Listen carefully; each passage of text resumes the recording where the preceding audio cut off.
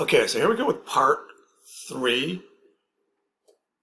Part three with the wheelchair lecture here.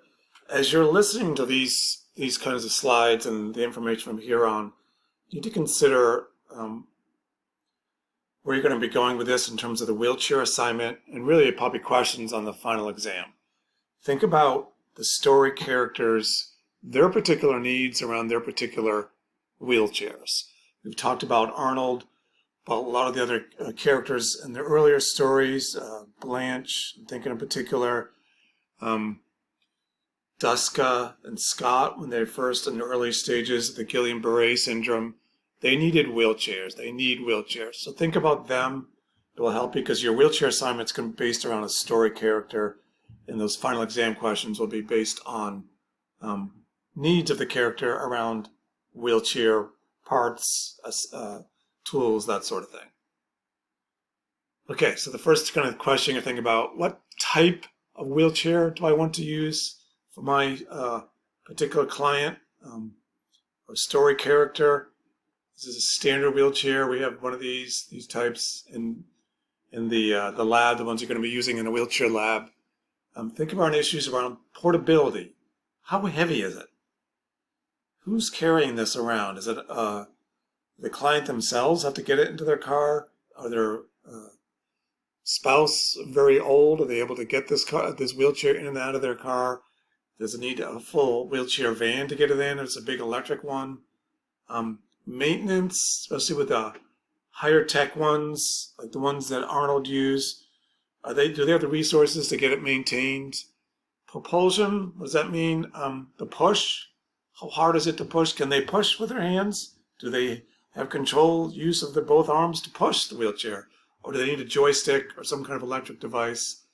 The size of it. Does it fit through their doorways?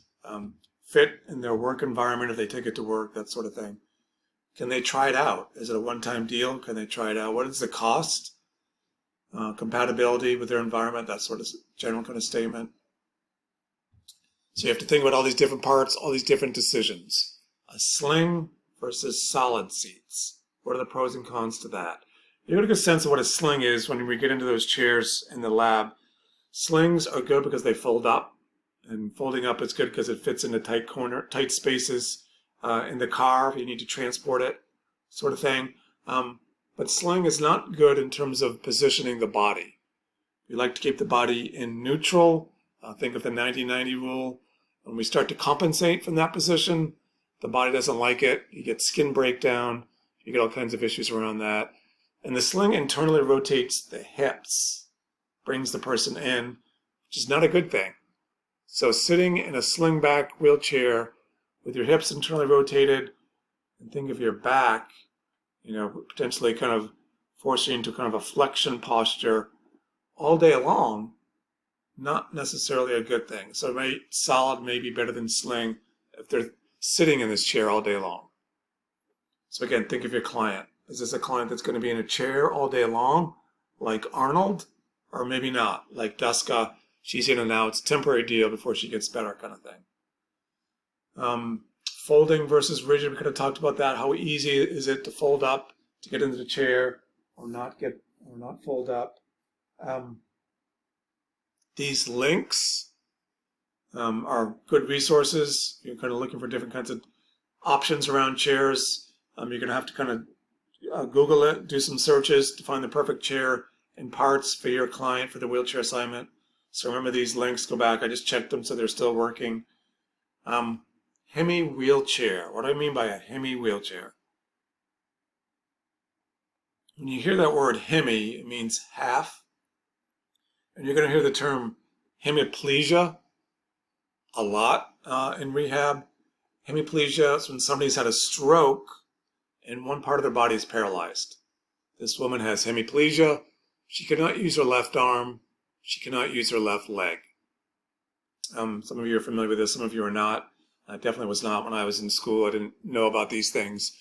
But it's very common when somebody has a stroke. Just one side of their body is paralyzed and one side is not. So a Hemi wheelchair is designed for someone like this woman who only has use of one arm and one leg.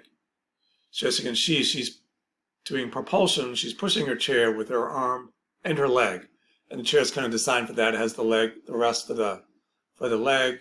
Um, and this is the brake. It has a brake extension for hitting the brakes in the chair. Because she has to reach way over to get that left brake along with the right brake. So it has an extension on it. Therapists make these on chairs too to help clients out. So this is like a Hemi chair. It's designed so she can push with just her good side and still, stay in a straight line and go forward and get where she needs to get. So think about the story characters. There's one character, Blanche, I believe, who had a stroke. She is a hemiplegic client. She does not have use of one side of her body. This is the kind of wheelchair she's going to need. If she's able to manage it cognitively, mentally, you have to kind of decide that, make your own decision. Which chair do you think is best for Blanche if you get Blanche for your wheelchair assignment? Different kinds of powered chairs. There's a classic one. This is what kind of like Arnold had, a little joystick there. You controlled it. Really good back wheels. Those things spin on a dime, very efficient. These scooter things are more popular. A lot of older clients, females, seem to like these. Pluses and minuses, don't turn around so easy. Not a lot of support in there, easy to kind of fall out of. A little more stylish maybe. Big, bulky, heavy kind of things. Standing wheelchair. This is a chair that stands the person right up. You think, well, why do they want to do that? Well, functionally, they could stand up and work at a countertop, with their arms, get at something that's higher up.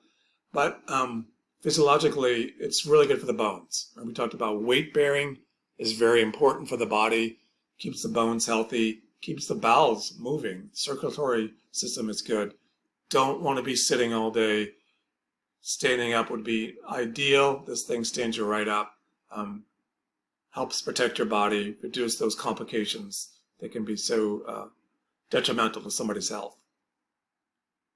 Power wheelchair options. This is a good kind of thing to kind of know. It's a summarizing kind of thing of the different power wheelchair options. 4 wheels, more effective at climbing inclines and curves. What do I mean by 4 wheels? It's got power in all 4 wheels. Think of an all-wheel drive at a car. All 4 wheels have power. This is best for outdoors, climbing, curbs. Middle wheel. Depends on if they have a middle wheel or not. Better at tight turns, can turn if wheels. If you get stuck, if the wheels are off the floor. Wheel-wheel drive, faster outdoors, wheel-wheel drive.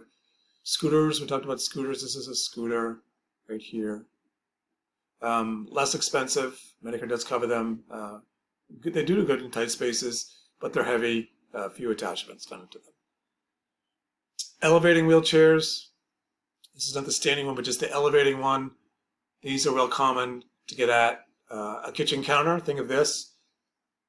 A table. My son works in a restaurant, so there's a guy came in the other day. He was with a party. He wanted to get up closer to the table. He came up and he was just too low, so he had an elevating chair and he came up higher and he's more comfortable eating at the table because he had an elevating wheelchair. These are real, not cheap, but they can be a nice feature. Plus socially, you can you're more at eye level versus down looking up at the world all the time. Tilt in space. Why do we care? These are good links here. Why do we care about tilt in space?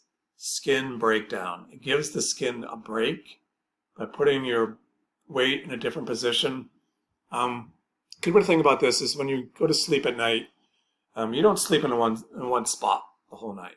You're always tossing and turning. At some point, you kind of get a little bit kind of restless, a little bit maybe even sore one side of your body, so you flip to the other side, and you go back to the other side.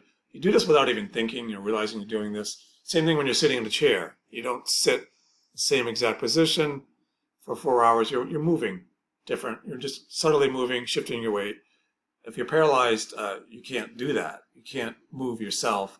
So again, you're really vulnerable to skin breakdown, sores, bed sores, infections.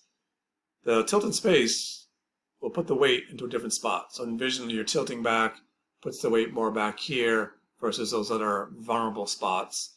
So that's the beauty of the tilt in space. They should do this every once in a while. Really, somebody like Arnold, he had to be turned in bed every so often I mean, they have beds that will kind of move you back and forth. But his wife had to manually turn them every so often to avoid the skin breakdown. It's a big deal for spinal cord injuries. Their life revolves around protecting their skin for the most part. These are racing wheelchairs, lightweight. You see these in Paralympics, that sort of thing. People that play different sports like tennis and stuff. Want to stay active, keep doing the things they love to do. Hand cycles can be cool. He's got his kiddo there doing some hand cycling. That's pretty neat. So those are different types of wheelchairs.